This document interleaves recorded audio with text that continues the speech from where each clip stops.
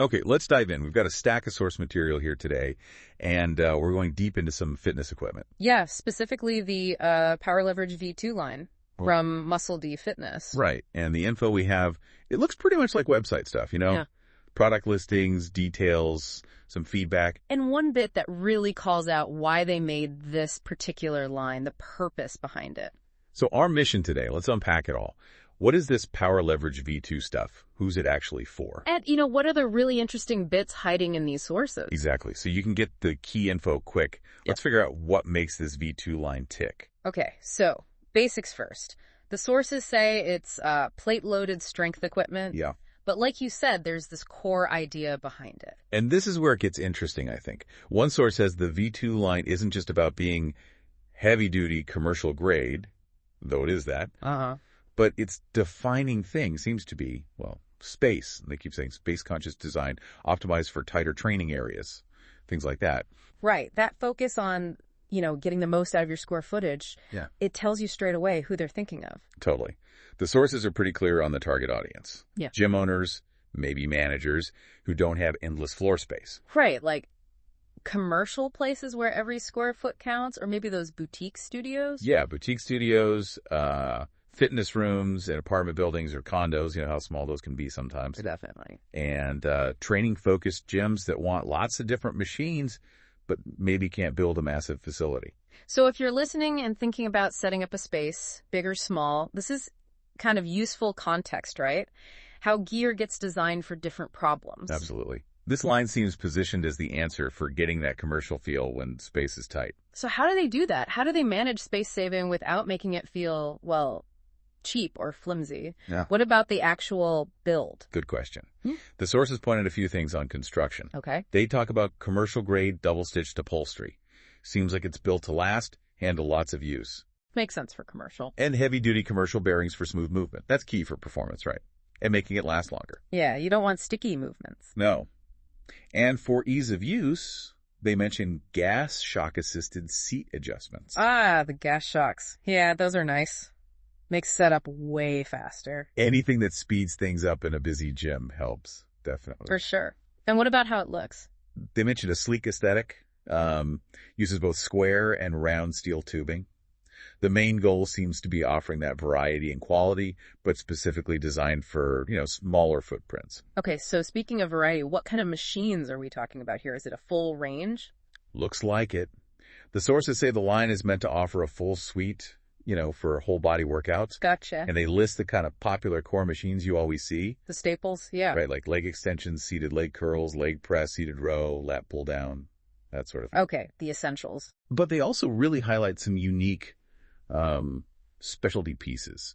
This seems to be where that whole Power Leverage name comes in. Ah, okay. Tell me about those. What makes them special? Well, looking at the lists here, we see stuff like an isolateral 45-degree leg press. Isolateral, meaning Yes. each side works on its own. Exactly. Your left leg and right leg aren't linked. Different from a standard machine. Good for, balancing out strength differences. Okay, that makes sense. What else? Let's see. Plate-loaded Peck-Rear Delt combo, a Viking press. Oh, and a convergent Smith machine. Convergent. What does that mean in this context? It usually means the handles or the path of motion kind of comes together, arcs inwards as you push or pull. It's meant to feel a bit more natural than just straight up and down. Interesting. And that Smith machine, they note, it's versatile, can handle flat, decline, incline, even shoulder presses. So they're not just copying basic movements. They're really building in specific mechanics under this leverage idea. Seems like it. And the full list in the sources, covers a lot. Glute kick, reverse hyper, belt squat, pendulum squat. Yeah. Various chest presses, flies, pullover, shoulder press, jammer, lateral raise. It's actually pretty comprehensive for one line. It really is. It suggests they're aiming to give a wide range of exercises, but all using that specific leverage arm design rather than, say, weight stacks or cables. Right. And for anyone wondering about cost, the sources do list sale and regular prices for a lot of these. Mm-hmm. Gives you an idea of the investment involved. Always important for gyms. Okay, so we've got the specs, the design philosophy, but what about actually using it, the user experience? Well, those features we mentioned, like the gas shocks, and they talk about ergonomic setups, the sources connect those directly to making it better for the user. Easier, more comfortable to just get on and go. Okay. And did the sources have any, general customer feedback? Yeah, there's a review section mentioned. Now, it's not only about the V2 line, it seems more general about Muscle D. Okay, but still gives context. Right. People said the staff were helpful and nice. They called the equipment great equipment and said they got exactly what they were looking for. So, generally positive vibes about the company. That's good to know. Gives a broader picture. Yeah. And just to round things out, the sources also have the practical stuff, contact info, their locations in California Paramount and Huntington Beach, though Huntington Beach is appointment only. Good detail. Phone number, email, hours, even what payments they take, just fills out the picture of the company itself. Okay, so let's pull this all together. We've dug into the info on this Muscle D Fitness Power Leverage V2 line. Yep. And it seems like its main identity, based on these sources, is trying to hit that sweet spot. Commercial performance, durable build. But designed specifically for places where space is tight. That's the key differentiator. Right. And they try to deliver that with solid construction, heavy bearings, tough upholstery, and user-friendly touches like those gas shock adjustments. And the line itself. It's pretty broad. Covers the basics, but also throws in these more specialized leverage pieces, isolateral, convergent stuff. Yeah, a full body workout seems possible just within this line. And the general feedback on the company sounds pretty decent too. So the big takeaway for you listening, I think it's understanding how equipment lines get designed with a purpose. Exactly. Like this V2 line focusing on leverage movements and saving space.